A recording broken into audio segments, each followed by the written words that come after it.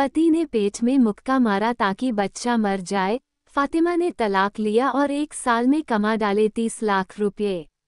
एक ऐसी औरत की कहानी जिसने अपने परिवार को बचाने के लिए बहुत संघर्ष किया। अंत में उसने जो निर्णय लिया वही उसके साथ सही था कि नहीं, कमेंट करके बताइएगा। पति ने पहले उसे अपशब्द कहना शुरू किए, फिर धीरे धीरे उस पर हाथ उठाना शुरू किया और चेहरे पर गर्म कॉफी तक फेंकी। इतने पर भी वो नहीं रुका और एक दिन उसने गर्भवती पत्नी के पेट पर मुक्का मारा, जबकि वो जानता था कि इसका अंजाम क्या हो सकता है। अपनी और बच्चे की जान बचाने के लिए आखिर में महिला ने कठिन फैसला ले ही लिया। मां से बढ़कर कोई नहीं। ये सिर्फ कोरे शब्द नहीं है, बल्कि वो सच है जिसके आगे दुनिया की बड़ी से बड़ी ताकत ने कई दफा घुटने टेके हैं। इसी ताकत का एक और उदाहरण कोलकाता की महिला ने दिया है, जिसने शादी तो ये सोचकर की थी कि उसे जिंदगी भर प्यार करने वाला साथी मिल गया है, लेकिन बाद में उसकी जिंदगी बुरे सपने में तब्दील हो गई।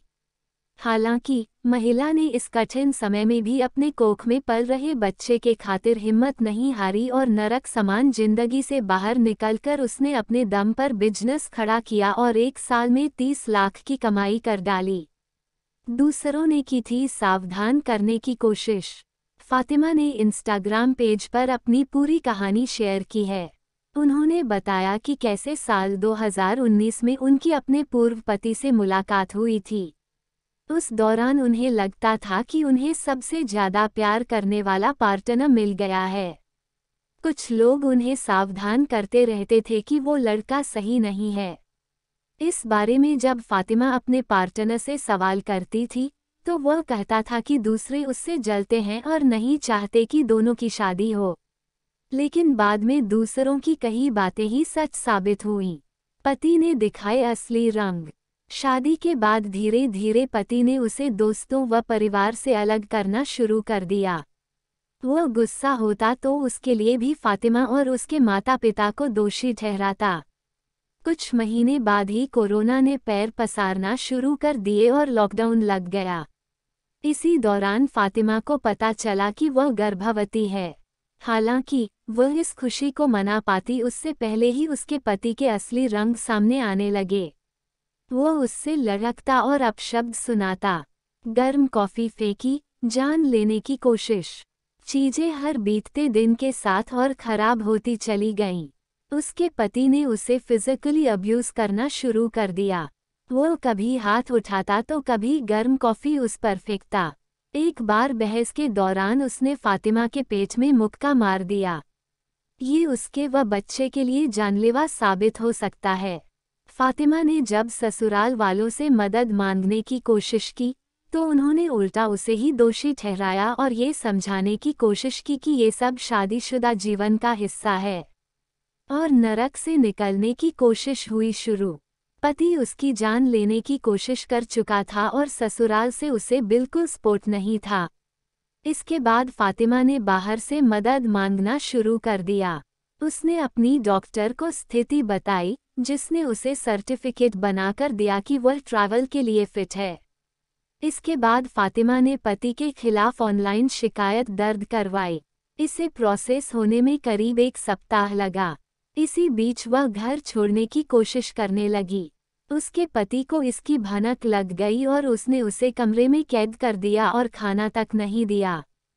कैब ड्राइवर ने की मदद। उस दौरान लॉकडाउन के दौरान ट्रैवल की परमिशन मिलना आसान नहीं था। कैब ड्राइवर तक उसे ले जाने को तैयार नहीं थे। फातिमा की स्थिति जान आखिर में एक कैब ड्राइवर राजी हुआ। वह चुपचाप घर की बालकनी से निकली और गाड़ी में जाकर बैठ गई। आखिरकार वह बेंगलुरु एयरपोर्ट पहुंची और कोलकाता में अपने मायके जाने के लिए फ्लाइट ली। घर पहुंचने पर उसने तलाक के लिए अर्जी दे दी। फातिमा के लिए ये सब आसान नहीं था, लेकिन अपने बच्चे के खातिर उसने खुद को मजबूत किया और घर के बेकरी के काम में खुद को लगा लिया।